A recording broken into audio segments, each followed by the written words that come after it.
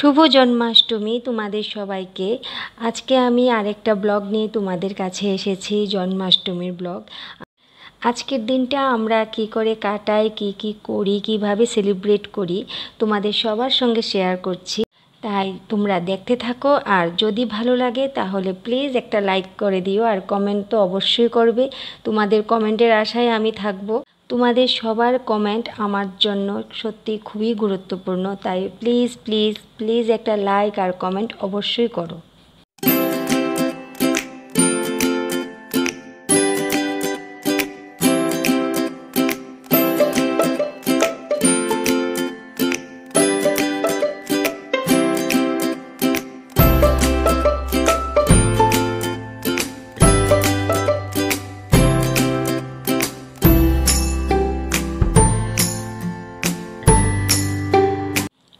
জন্মাষ্টমীর ব্রত যারা করে তোমরা সবাই জানো যে তাদের সারাদিনের উপোস থাকে। রাত 12টার পর আবার গোপালকে স্নান টান করিয়ে ভোগ লাগিয়ে আরতি করে, তারপর আমরা আমাদের উপোস ভাঙি।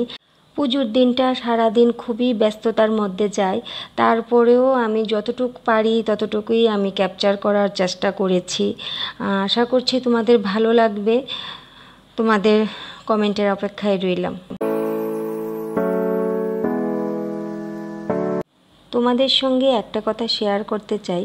এবার 11th অগাস্ট আর 12th অগাস্ট দুদিন ধরেই জন্মাষ্টমীর শুভ উৎসব সবাই পালন করেছি আমরা। আর আমি দুদিন ধরে কি করে সেলিব্রেট করেছি তোমাদের সঙ্গে সেইটাই শেয়ার করছি। আর এখন যে ব্লগটা দেখছো এটা হচ্ছে 11th অগাস্ট। ওই দিন ঠাকুরমশাই এসে আমার ঘরে পুজো দিয়ে গেছে গোপাল ঠাকুরকে। আর এরপরে আমি এরকম এই ব্লগেই তোমাদেরকে দেখাবো 12th অগাস্টের দিনও আমরা কি করে সেলিব্রেট করেছি। কিন্তু 11th অগাস্টে আমি কোনো উপোস করিনি, আমি উপোস করেছিলাম 12th অগাস্ট, কারণ সনাতন ধর্ম অনুযায়ী 12th অগাস্টেই মেইন জন্মাষ্টমীর ব্রতর কথা বলা হয়েছিল, যেটা জানি। তাই 12th অগাস্টেই আমি ব্রত করেছি। আর 11th অগাস্টে ছিল আমাদের সংযম, আর ওই দিন পুরোহিতমশাই এসে আমাদের ঘরে পুজো দিয়ে গেছে।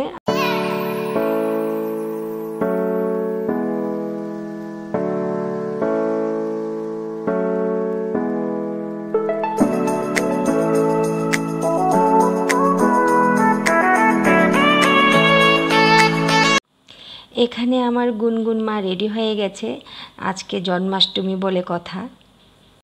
নেক্সট ওর আরও কিছু প্ল্যান আছে, তোমাদের সবার সঙ্গে শেয়ার করব ও কি প্ল্যান করেছে আজকের দিনটার জন্য।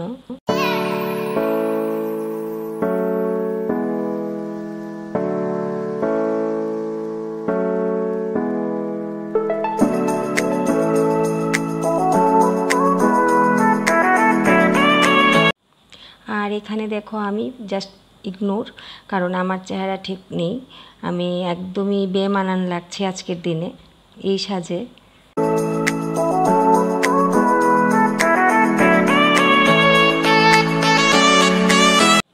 আজকে হচ্ছে 12th অগাস্ট, আর আজকে আমি উপোস করছি, আমার ব্রত করছি। আর আজকের দিনটা আমি কি করছি তোমাদের সবার সঙ্গে সবটাই শেয়ার করব।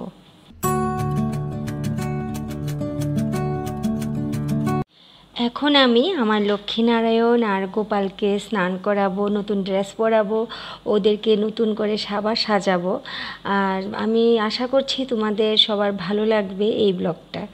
যদি ভালো লাগে তাহলে তো আগেই বলেছি একটা তো কমেন্ট অবশ্যই করবে। আর যদি কিছু ভুল আমি করে থাকি, যদি ভালো না লাগে তাহলেও আমাকে সাজেশন দেবে, যাতে নেক্সট আমি আর কোনো ভুল না করি। তাহলে দেখতে থাকো।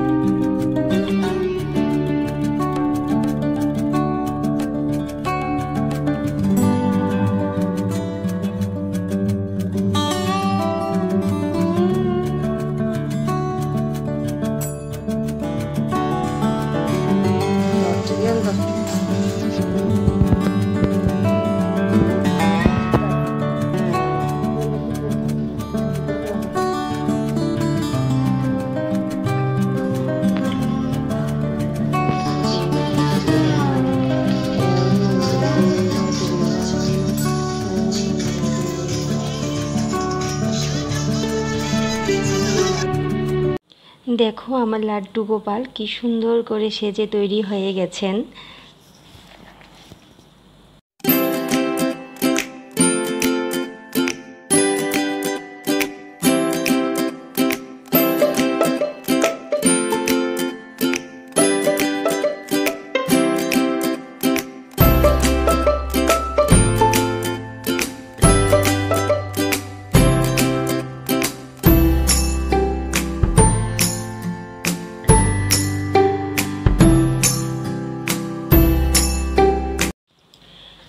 এখন আমি এখানে সকালের ভোগ নিবেদন করেছি। আজকে আমার পুজো দিতে দিতে একটু লেট হয়ে গেছে, এখন বাজে 8:20, কারণ সবাইকে স্নান করে রেডি করতে আমার টাইম লেগে গেছে।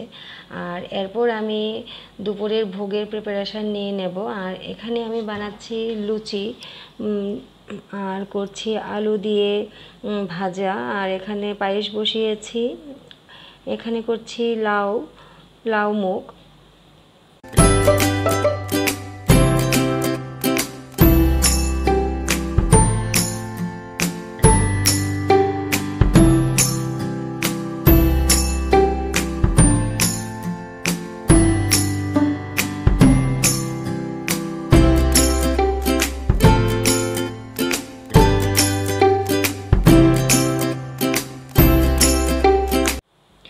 এখন আমি দুপুরের ভোগ নিবেদন করে ফেলেছি।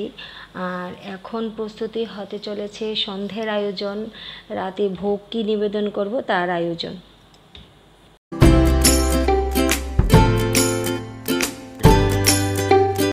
এটা হচ্ছে আমার জায়ের ঘর।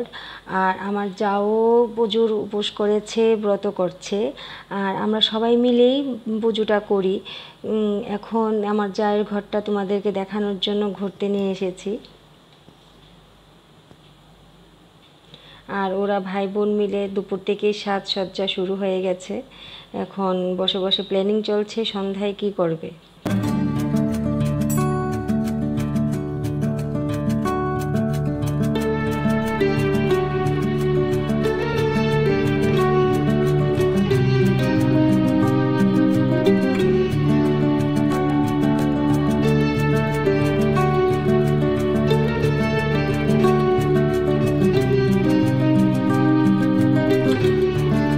এখন সন্ধে হয়ে গেছে আর ধূপ দীপ আরতির টাইম হয়ে গেছে।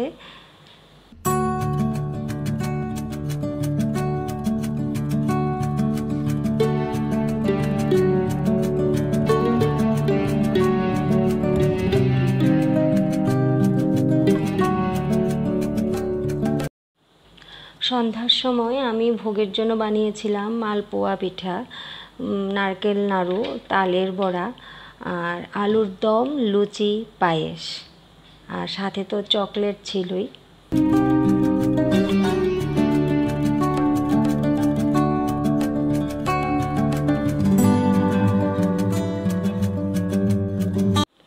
এখন আমার ঘরে ঘুরতে এসেছে আরও 3জন গোপাল। আর আমি তোমাদের সঙ্গে না শেয়ার করে পারলাম না এই মুহূর্তটা।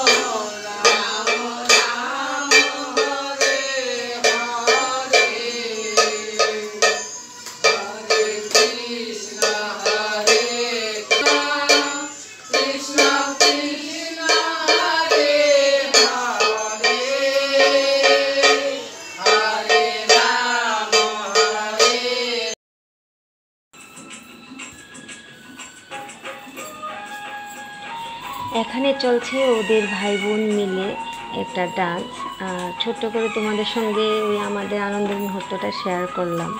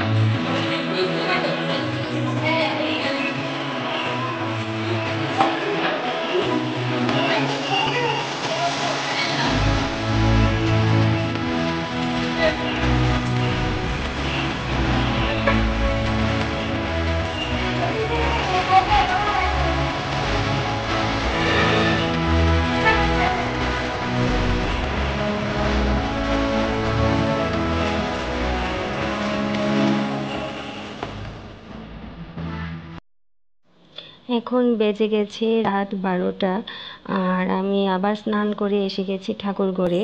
এখন গপুকে আমি স্নান করাবো, নতুন ড্রেস পরাবো, নতুন করে আবার সাজাবো। তারপর গোপালের কাছে ভোগ নিবেদন করব, আরতি করব। এরপর আমি গোপালকে শয়ন করাবো। আর এখানেই শেষ হবে আজকের ব্রত আমার।